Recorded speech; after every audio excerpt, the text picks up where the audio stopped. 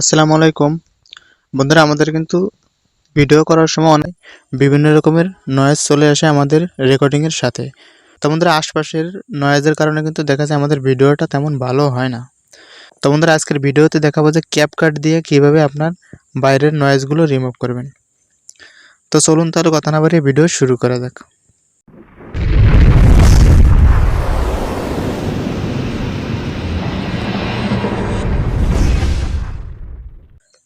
তো বন্ধুরা, প্রথমে কি করবেন, আপনার ক্যাপকাট অ্যাপসের ভিতরে চলে আসবেন। ক্যাপকাট অ্যাপসের ভিতরে আসার পর এই যে দেখতে পাচ্ছেন নিউ প্রজেক্ট লেখা আসছে, এইটাই ক্লিক দিবেন।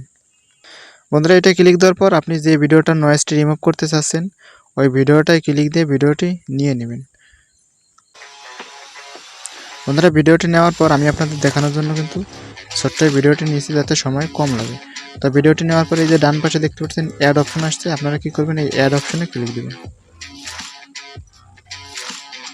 তারপর বন্ধুরা কি করবেন, এইখানে একটি ক্লিক দেবেন। তো এইখানে ক্লিক দেওয়ার পর এই যে নিচে দেখতে পাচ্ছেন অনেকগুলো কিন্তু অপশন চলে আসছে। তো একটু ডান দিকে স্ক্রল করবেন। ডান দিকে স্ক্রল করলে কিন্তু দেখতে পারবেন এখানে নয়েজ লেখা আসছে।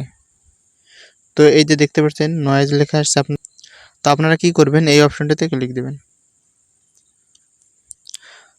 তো বন্ধুরা, এই অপশনটাতে ক্লিক দেওয়ার পর এই যে দেখতে পাচ্ছেন একটি টিক মার্ক আসছে, আপনারা কি করবেন, এইটাকে অন করে দেবেন। তো বন্ধুরা, এটা অন করে দিয়ে এই নিচে এই অপশনটাতে একটি ক্লিক দেবেন।